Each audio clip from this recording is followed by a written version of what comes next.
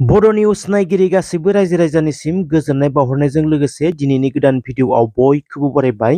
दासिमनि माखासे गोनांथार खौरांफोर लानानै फैदों। नोंथांमोना भिडिअखौ जोबजासिम नायलांदो जाहाथे गोनां खौरांफोरखौ जेन मिस खालामा आरो दासिमबो चेनेलखौ साबस्क्राइब खालामाखैब्ला अननानै साबस्क्राइब खालामनानै बेल आइकनखौबो अलाव होनानै लादो सानफ्रोमबोनि खौरां लानो थाखाय। अब्ला दिनैनि सेथि खौरां नोंथांमोनलागै होनो आखायाव लादों। डिब्रुगड़ जिल्लायाव असिआ गावखौनो पिस्तलजों गावनानै जिउ खोमाना लादों। खौराङाव फोरमायनाय बायदिब्ला मैया 2 मार्च फुंनि 2 रिंगासोआव गावनि सार्भिस पिस्तलजोंनो गावखौनो गावना लादों होनना मोनथिनाय जादों। डिब्रुगड़ जिल्ला लाहुवाल ओनसोलनि रंपुरियाव जादों होनना मोनथिनाय जादों। जिउ खोमाना लानाय गोजौ थाखोनि पुलिस अफिसारनि मुङा अनुपम गाला बकाखात ओनसोलनि होनना मोनथिनो मोन्दों। बिथाङा नामरुप पुलिस थानानि असि होनना मोनथिनाय जादों। बे जाथायावनो सासे आइजोआबो गोब्राब जोखोम जादों होनना मोनथिनो मोन्दों। गावखौ बुथारना लानायनि बे जाथायनि सायाव डिब्रुगड़ पुलिसआ नायबिजिरनायखौ जागायबाय होनना मोनथिनो मोन्दों। आसामाव आइजोफोरनि गोख्रों सोमावसारनाया सोलिगासिनो दङ।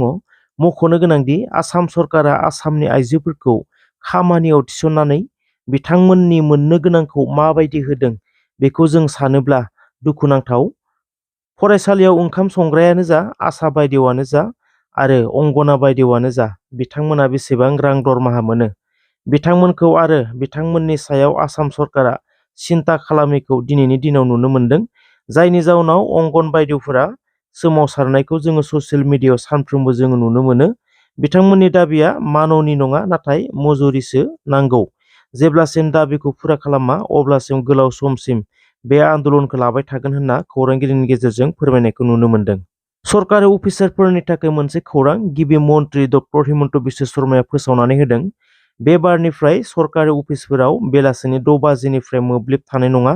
मख'नो गोनांदि आथिखालाव सरकारि अफिसफोराव हरावबो खामानि मावबाय थानायखौ नुनो मोनबोगासिनो। बिनि सायावनो डक्टर हिमन्त बिश्व शर्मानि सोंलु, बेलासिनि 6 बाजिनि उनावबो सरकारि साख्रि मावग्राफोरा अफिसआव मा खामानि थायो? सरकाराथ' थोनाखै हरावबो खामानि मावनो।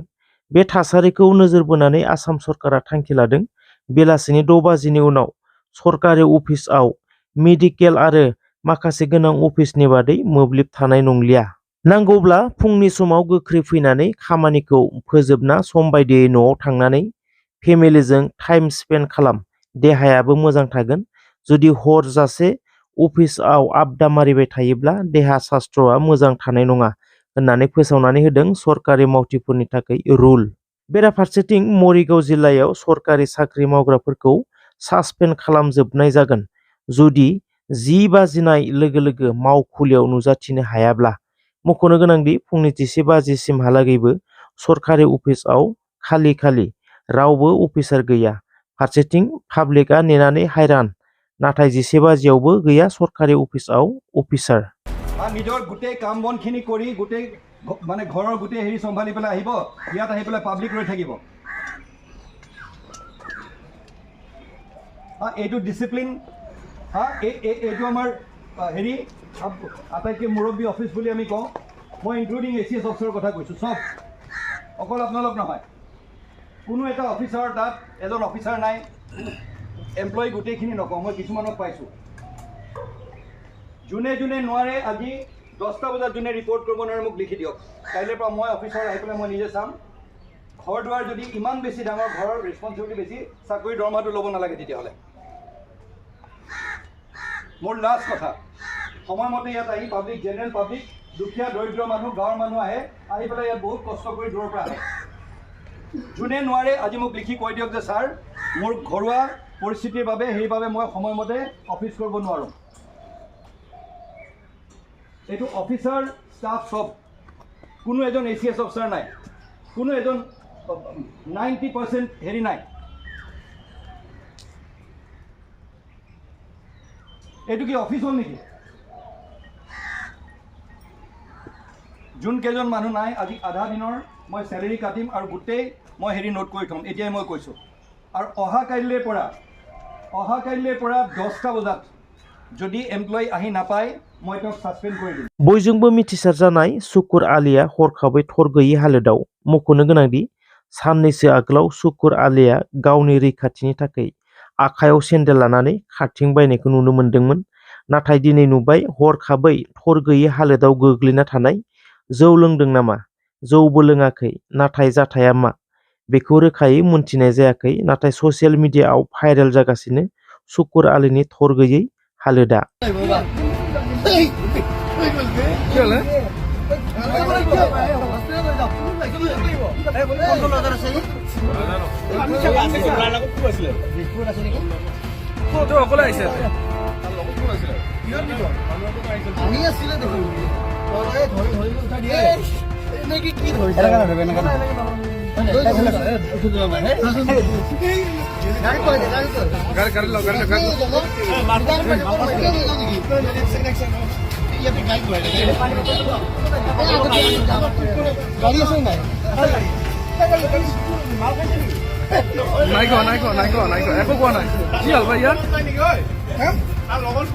सिडली बियाबनि सिङाव थानाय आवजार मुंनि जायगायाव उफ्रा देहा फाहामसालि गोदानै लुफुंनो थाखाय अन्थाइ खाम्फाखौ गायसनदों एमएलए जयन्त बसुमतारी आरो एमसिएलए सायखं बसुमतारीया।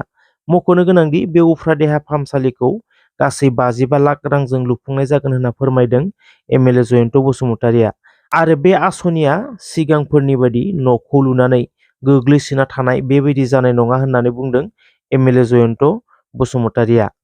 थांनाय 1 मार्चआव बिटिआरनिफ्राय सिएम प्रमद बर' एक्स एनडिपि आबसु लोगोसेयै दिल्लीयाव नखर मन्थ्रिजों बिटिआरनि दफाफोरखौ थाबैनो इमप्लिमेन्ट खालामनांगौनि दाबिजों सावरायनाय जादों होनना जों मोनथिनो मोन्दों। बिटिआरनि सिएम प्रमद बर'आ खौरांगिरिनि गेजेरजों फोरमायदों बिटिआरनि दफाफोरखौ 2023 मायथाइनि जोबनायनि सिगांनो मेक्सिमाम मावफुंजोबनो नखर मन्थ्रिया खोथा होदों होनना फोरमायो। लोगोसेनो जेलाव थानाय एक्स एनडिपि आरो मानगोनां रन्जन दैमारिनि जेलनिफ्राय उदां जानांगौनि सायावबो सिरियासयै सावरायनाय जादों होनना बुंदों। नाथाय फिथाइ थायगोन ना थाया समासो जोंनो मोनथिसिगोन।